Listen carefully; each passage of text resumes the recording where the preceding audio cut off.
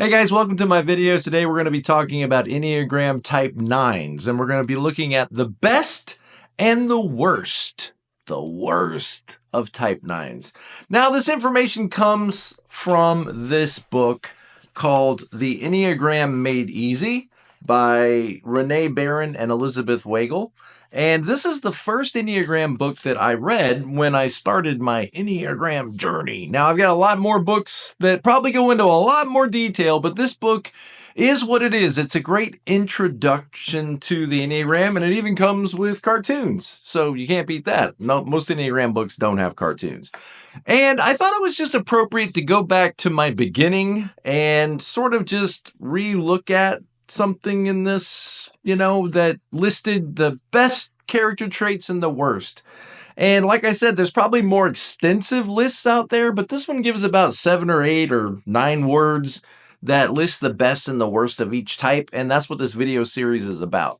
Before we get started, just a reminder, in the description below is a link to my website, tomlahue.com. I do offer Enneagram coaching, lots of different programs for however long we need to meet together. What is that? It's kind of like life coaching, except we use the Enneagram as sort of the basis of this. It tells us a lot about ourselves, our strengths, weaknesses, challenges, and of course I do a lot of marriage coaching as well, because once I know you're a 9 and your spouse is a 2 or an 8 or whatever, then it really helps us understand each other and get along better. And that's my goal for you as a 7, myself, is that you have a happy, productive life where you feel fantastic with lots of goals and you feel very motivated. And if you need help with that, please reach out to me. You don't have to do this alone. And also have a lot of classes and things online, live classes coming up, as well as on-demand classes that you can take about the Enneagram and Enneagram coaching. Okay, so let's jump into this. And I don't really have a big plan here in mind, except just go over these words and see what comes up and talk about it. So this is just for you guys that are insiders that love the Enneagram and you know it's useful. I think you'll appreciate this video, even though it's not, super edited or anything. So let's take a look at this list and let's start with the best.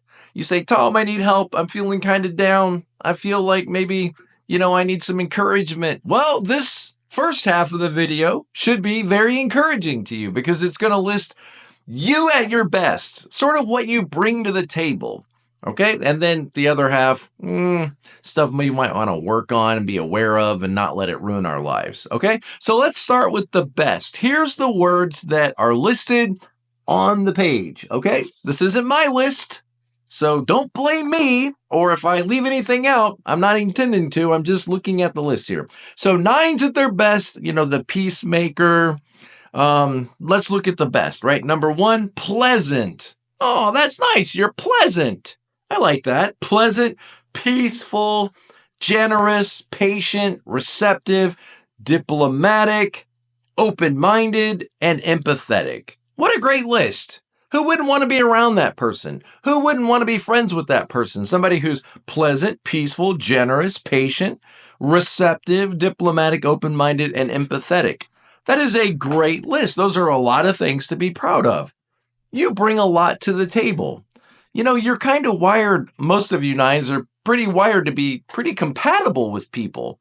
You may not realize how important that is, but in a lot of relationships, they don't get along because they're not very wired to be compatible. I want what I want. I want my agenda, and I don't care what you think, and I don't care what it costs you. People can only take so much of that.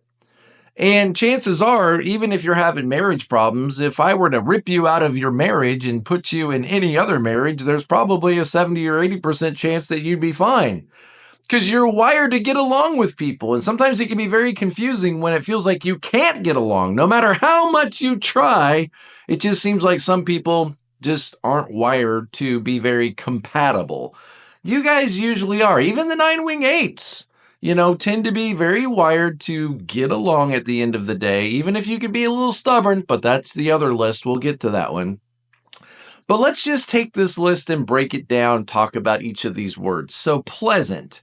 Well, a lot of people aren't pleasant.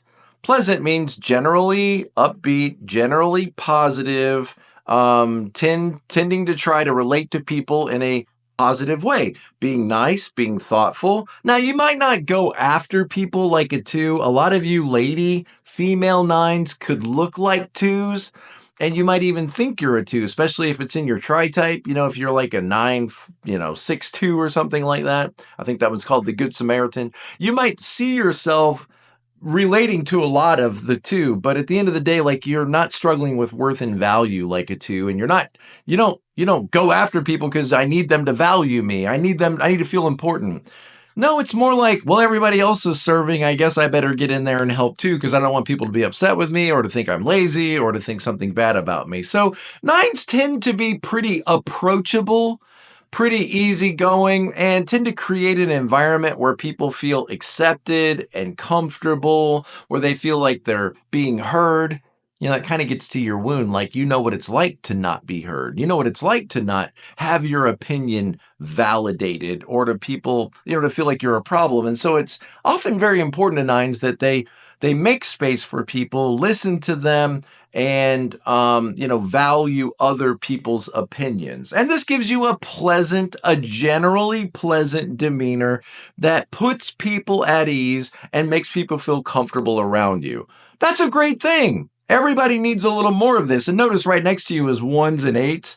They could definitely use a little bit of that 9 wing to help sort of soften their sometimes sharp personalities.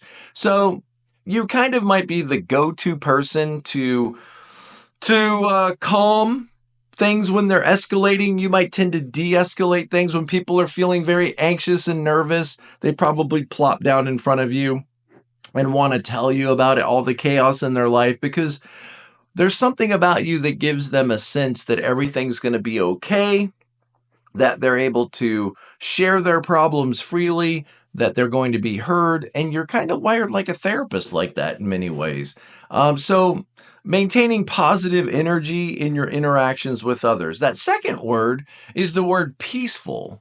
Well, I mean, you are the peacemaker, right? And it's very natural for 9s to want to be at peace and to bring peace into the world. Now, if you feel like it's impossible and everybody's fragmented and everybody's upset with each other, you might try to escape your current circumstances in order to keep your own sanity, to keep your own sense of peace. But when you're really healthy, you tend to bring peace and help alienated parties learn to listen to each other and get along with one another. So you're a great person to have when there's conflict. I know you don't like conflict. You probably hate conflict, and try to minimize conflict. But when there is conflict going on in the world or in your office or in your family, you are probably the kind of person that we need to depend on to sort of help us calm things down, listen to each other, and work through our problems. And, you tend to go out of your way to mediate disputes. Well, Martha, I don't think that's what Sam meant. I think what Sam was saying is, now, Sam, hold on a second now, we need to hear from Martha. And so that mediating and refereeing, that's just something that I think 9s bring to the table that really helps a team work together, listen to each other, value each other, and stay united as a team. So this trait also means that you tend to be neutral and fair-minded, a little non-judgmental, trying to hear people out, trying to understand their perspectives, and it generally makes you an excellent mediator during conflict. The next strength was generosity, or being generous. Now, again, you're not a 2, you're not a 7, which I think of them as being very generous often. Now, some sevens are not, I get it. But 9s usually are willing to go out of their way to give of their time, their energy, their focus of attention to others. There could be some dark reasons like, well, my life really doesn't matter and theirs does, but we're not going to talk about that because that's getting a little personal. But without expecting anything in return, you tend to be available. You tend to make yourself available to people and their schedules and their problems and their challenges. And that's a wonderful thing. Like, everybody wants that. People long for that. They long for somebody to listen. You know what it's like When people listen to you and your opinions, it feels fantastic. And so you tend to be good at listening to other people, helping them feel heard, helping them work through their own problems. As long as people don't make them a problem for you. If I make it a problem for you, then you might tend to get a little resistant or a little stubborn. But this makes you a valuable friend and a valuable teammate. This generosity of your time and your attention, being emotionally generous as well, offering empathy. Remember, the superpower of nines is psychic empathy. You can tend to feel what other people are feeling. You can feel that they're upset. You can feel that they, are feeling awkward, like they don't fit in, or they're feeling judged or condemned. You tend to be able to feel that and then want to do something to alleviate those fears and help people feel more comfortable.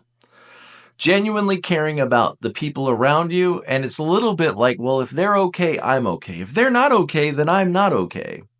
So generosity. The next one is the word patient. So long suffering, willing to endure, willing to persevere, willing to try to see other people's perspectives, hoping to resolve tensions and bring things down and calm things down, tolerant of people's differences, and generally slow to anger. That's all patience. And, a lot of people are not patient. They're impatient. Oh my gosh, get out of the line. Why are you taking so long? You're in the way. Said no nine ever. Nines, if anything, feel like they're the person that's in the way. You might have got that message when you were a little kid, like, you're in the way. So go back under the stairs, and don't bother everybody. Don't make your needs a problem for everyone. And this could, cause you to sort of minimize yourself in relationships and minimize yourself and your opportunities and abilities in life. And we might need to work on that because, it's great to be patient with people and to make space for them, but it could get to the point where you diminish yourself to the point that you no longer exist or no longer are an important part of this relationship. And it takes two people to be in a relationship. So you got to show up fully. And maybe we'll talk about that more when we do the other list. But patient. It allows you to see things through to completion. Nines tend to be very long suffering. They're kind of the person that doesn't want to get involved in all the coalitions. I don't want to get involved in all the arguing and debating. I'm just going to keep my head down, do my job, go home at the end of the night, walk my dog, have my supper, watch TV, and come back, repeat again tomorrow. I don't want to get involved in all of the controversial goings on of the politics in this job. Please leave me out of it. Number 5 is receptive. Receptive. Again, like being able to see people's perspectives and understand them. It doesn't mean you're aligning yourself with those perspectives. Sometimes people get that wrong. They think that you're taking the other person's side, but it's not really like you're taking the other person's side as much as you just understand and want to give voice to the other person's side. Like a referee isn't supposed to take sides, isn't supposed to pick a team that they're on. They tend to try to get the teams to work together and to value the rules and make sure that everybody's treating each other well and everybody's working together, and then, blow the whistle when somebody's being out of line. And you might need to work on that a little bit, blowing the whistle and letting people know when they're out of line.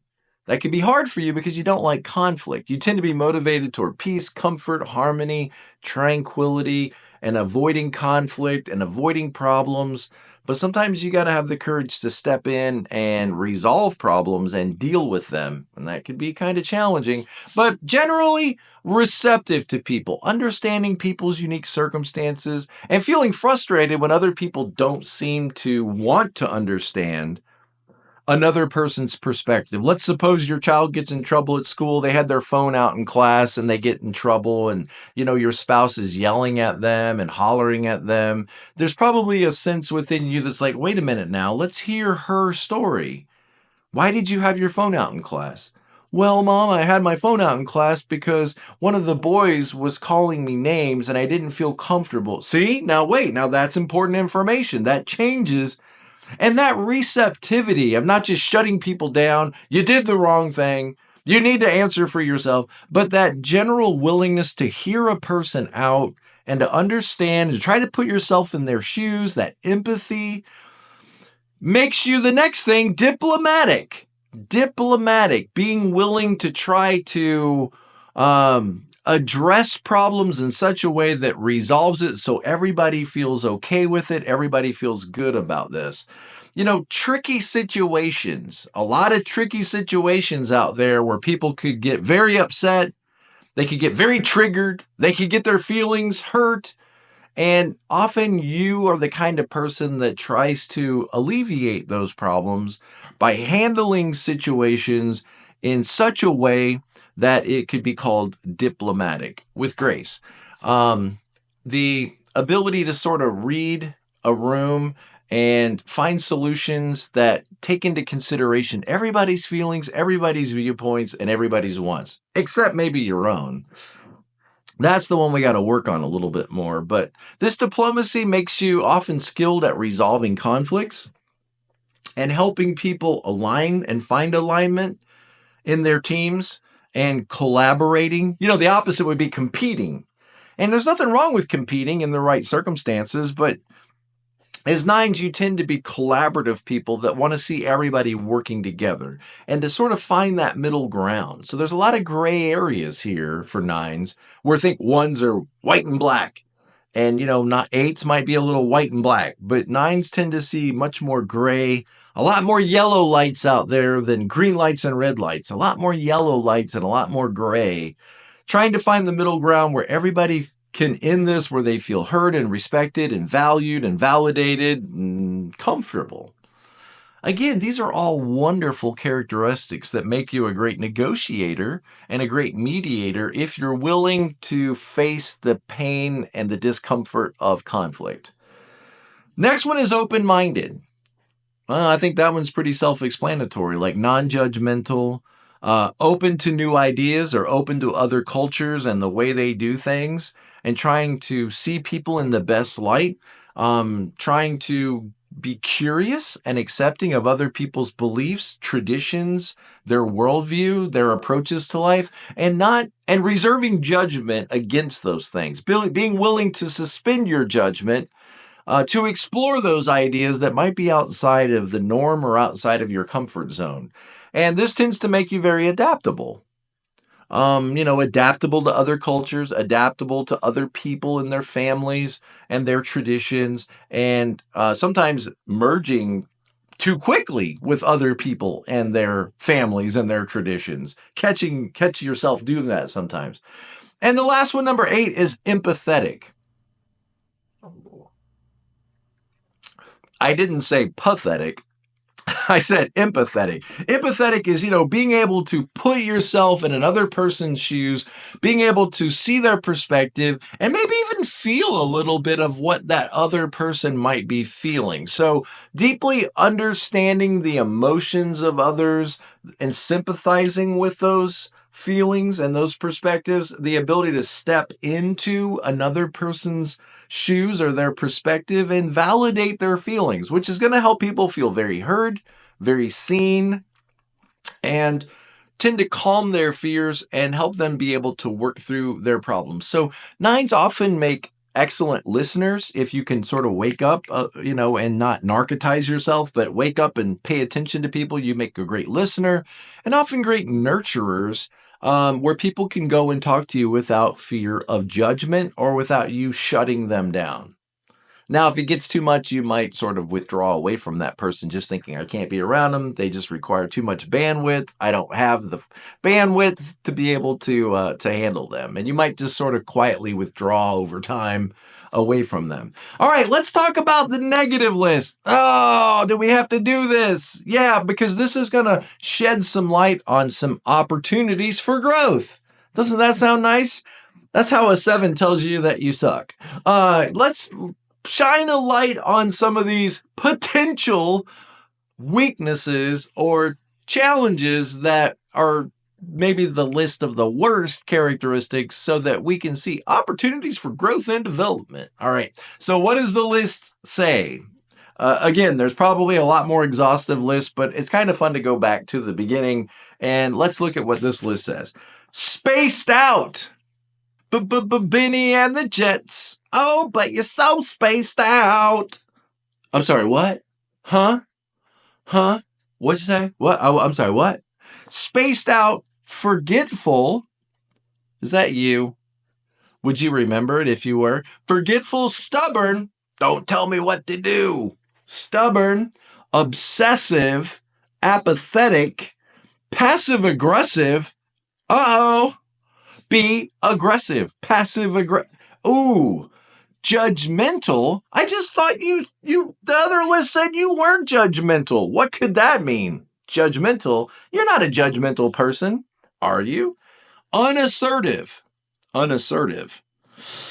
Wow, that is an interesting list. That, if somebody were to ask me, Tom, what do you think of 9's at their worst? I don't know that I would have come up with that list.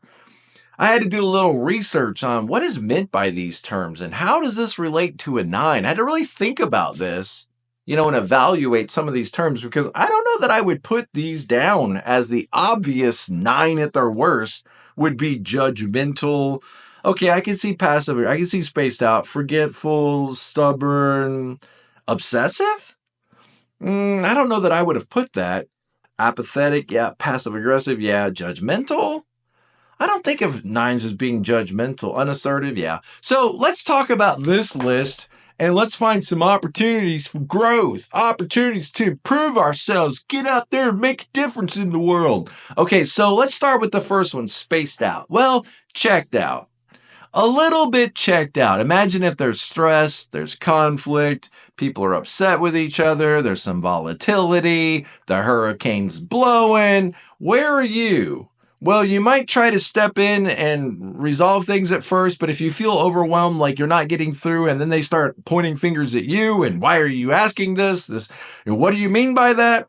You might sort of want to check out, zone out, and keep to yourself and withdraw and not be involved in the problem.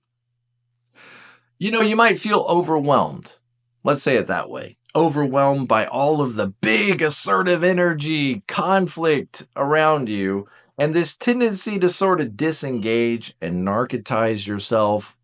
You might look that word up, but I've got a video on that somewhere in my list of, defense strategies of every type. The defense strategies of type 9 is narcotize. Coping mechanisms to avoid discomfort.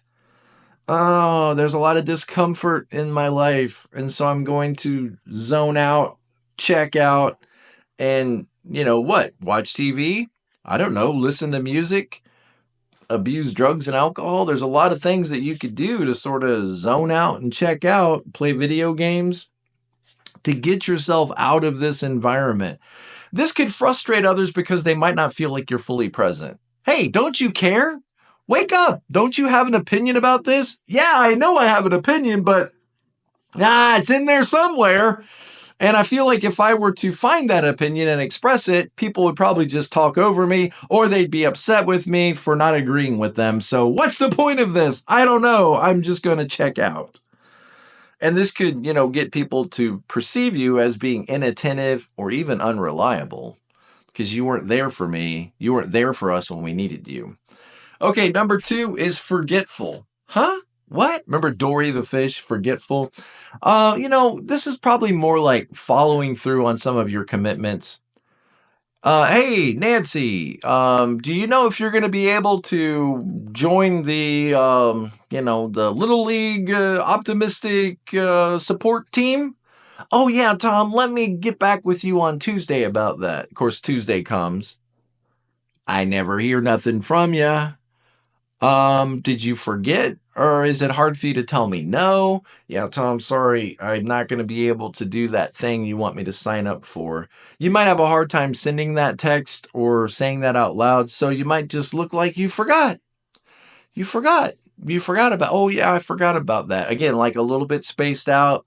This could make you come across as being disengaged or, your tendency to prioritize peace and comfort over productivity at times, neglecting tasks that might be important but might be controversial or create conflict or let people down or frustrate others. You don't want to let people down, and so you might just not say anything and sort of ghost yourself out of this, and it might come across as though you're being forgetful. And then there's stubborn, which is just where you dig your heels in. You know, if I start pushing on you and I say, I need help, I don't know what I'm going to do, I've got this problem, and you listen to me. And then finally I say, would you call them? Would you call them and talk to them for me? And then I might see you get a little stubborn, like, I'm happy to listen to you, but I'm not going to start getting myself involved in your chaos. No, thank you. So while nines are generally easygoing and tend to try to see other people's perspectives and get along with them, there may be a little bit of stubbornness. Remember, you are an anger type, right? So every once in a while, people might see you be a little stubborn because you're feeling pushed, you're feeling unheard, you're feeling not valued, you're feeling overwhelmed by others. And, it's kind of like a passive resistance, maybe just not following through on what you said you were going to do, not calling those people and working the things out. Or it could just be like really digging your heels in. I think more of a 9-wing 8 is probably going to be more obviously stubborn and resistant. Like, no thanks. No, I don't know what to tell you. I don't know what to tell you. A little bit more 8-like. But maintaining autonomy from others without directly confronting others. That's an interesting thought. Think about that one. Stubbornness may be a way to maintain your autonomy. I'm separate from you without directly confronting people or arguing and debating with them. Stubbornness. Next is obsessive. Obsessive. Yeah, I don't know that I would have put that down, but I think in some ways nines can be a little obsessive over like routines, the way you've always done something before, making sure that you continue to do things in that routine the way you like them, or the way that feels comfortable to you, or the way that's always been. You could be a little obsessive at using that routine or that tradition, the approach you've always done it, to avoid having to change or to avoid potential conflict with people, or having to face issues or responsibilities that you don't want to face. And maybe even leading to procrastination, which could be a big problem for nines. When you don't always have access to your goals, then what are you going to do? Well, you might procrastinate. You do have goals. We just need to wake them up sometimes and clarify them. And, a good question for you is, what could you do to make your life better? And then think about how those could become goals for you.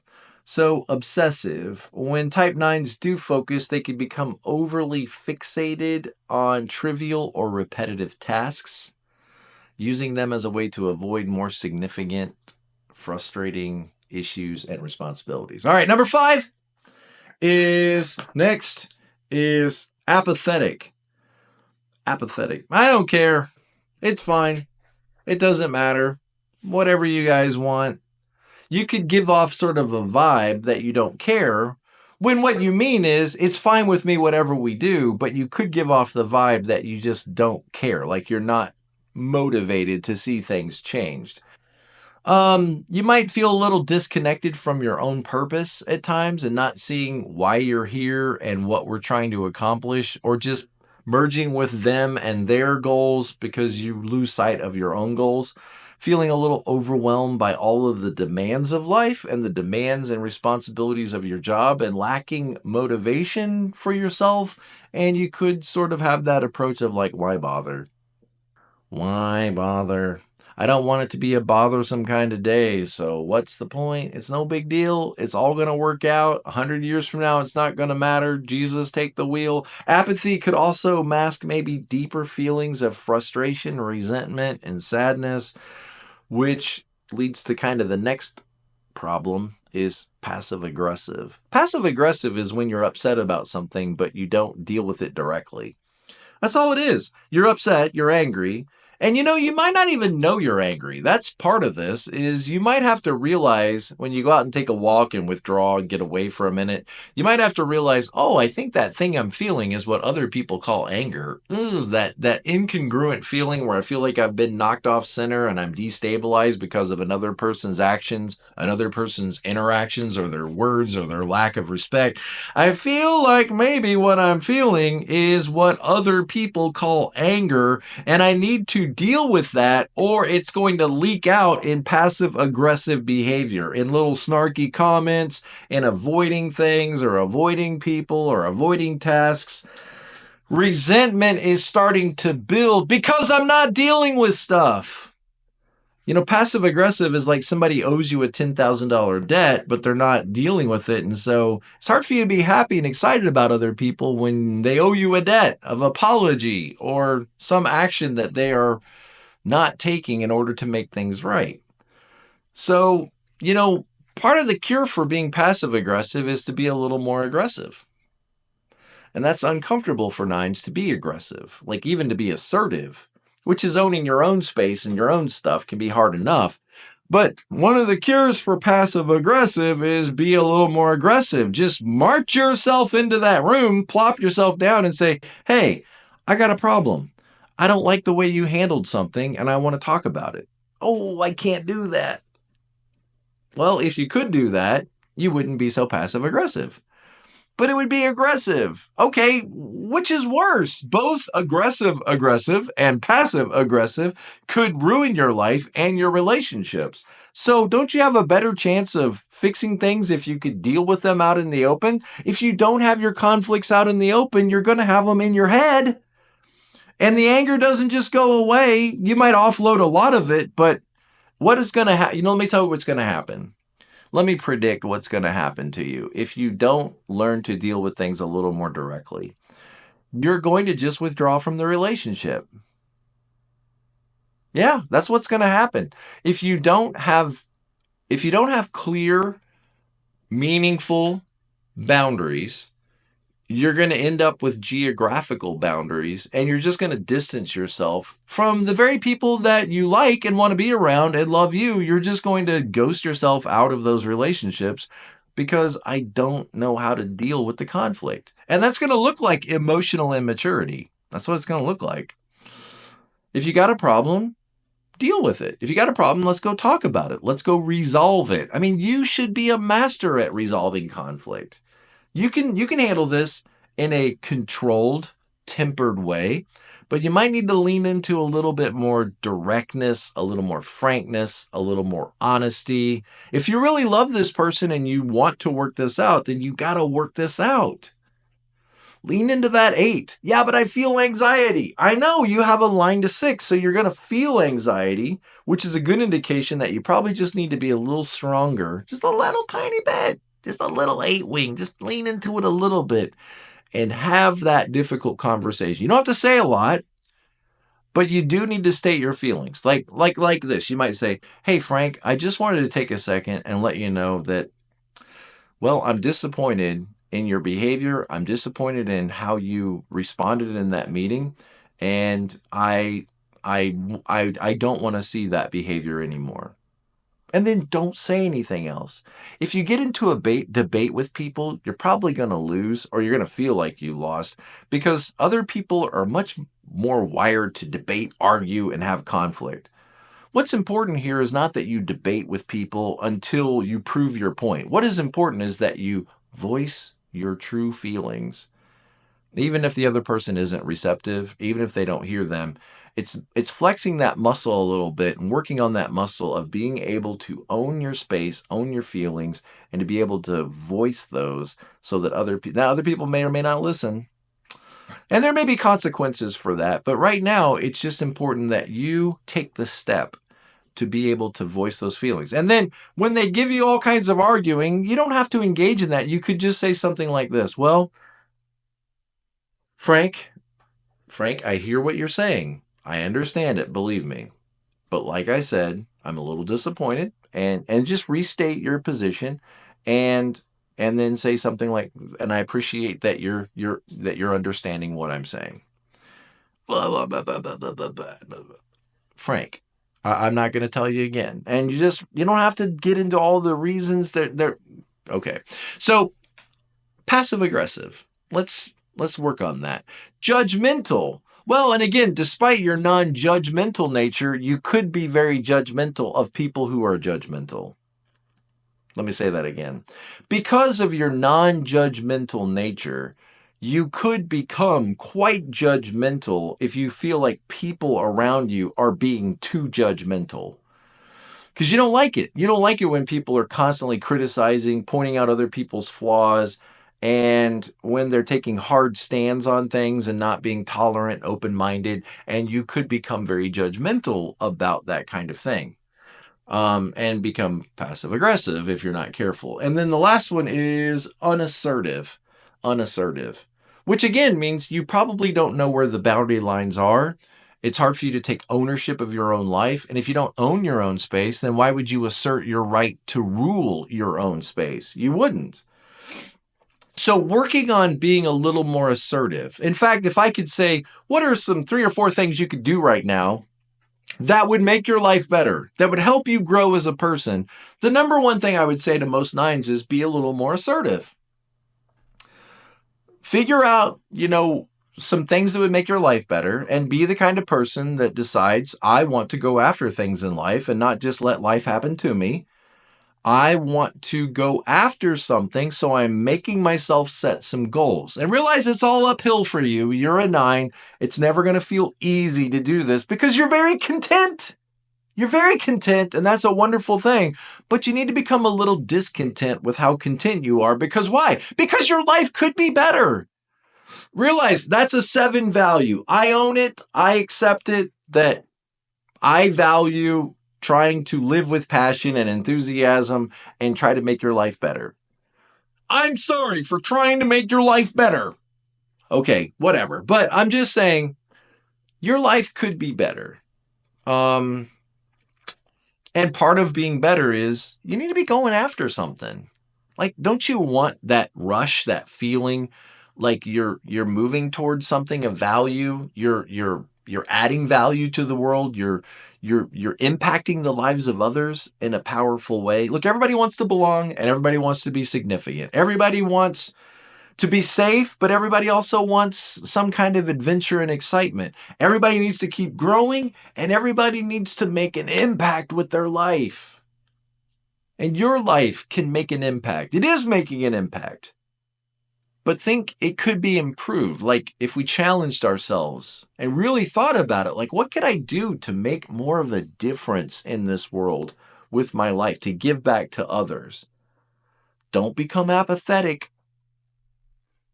Don't become apathetic. It's right there in the list. Yeah, but what could somebody like me do? A lot. Look, let me say it like this. There's a lot of chaos out there in the world, and 9s calm the chaos. And there are many people out there right now that need your calming approach to help them sort through their problems in life. So I would say number 1 is let's get more assertive. Number 2 is let's set some clear goals. Let's decide we're going to be a kind of person that has goals in our life, because I don't want to be the kind of person that doesn't. Does that make sense? I don't want to be the person that just flops through, plods through, sloth, one day at a time, whatever happens, happens. I don't want to be that person anymore. I need goals, and you might need help clarifying those goals. And then I think number 3, schedule some regular check-ins with yourself. Be gentle on yourself and listen to yourself. You know what it's like to not be listened to? Well, then be the change right there for yourself. Start listening to yourself. How are other people going to listen to you when you don't even listen to yourself? You need to get away. You're a withdrawn type. You need to withdraw and check in with yourself and see how you're doing and evaluate how you're doing.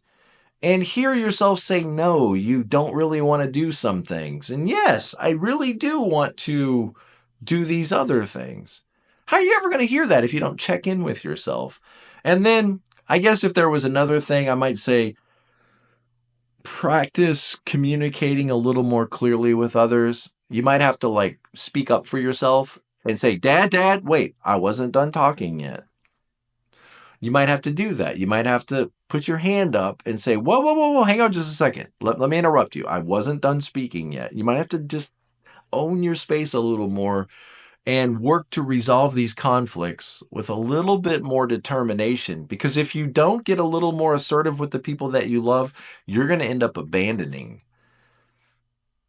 You're going to end up abandoning the people you love because it can be difficult to get along with them or be around them. And you got to push in a little more eight, a little more spice. Put a little more spice in that meatball. Just a little bit more spice. You're not going to be aggressive. You're a 9. You're not going to come across as aggressive like an 8 or something. You're probably going to come off a little stronger, which is a good thing. It's a good thing. So, caring for yourself, caring for others, these are all good things. All right. I hope that wasn't too hard on you because I really love my 9s in my life and I need a lot more 9ness. And a lot of people do. A lot of us need some more gentle, easygoing, perspective in our lives. And, when you're really healthy, you share that with others. You remind us, hey guys, don't sweat the small stuff. It's going to be okay. It's all going to work out. You'll see. Have faith. As always, be present to life. I'll see you next time.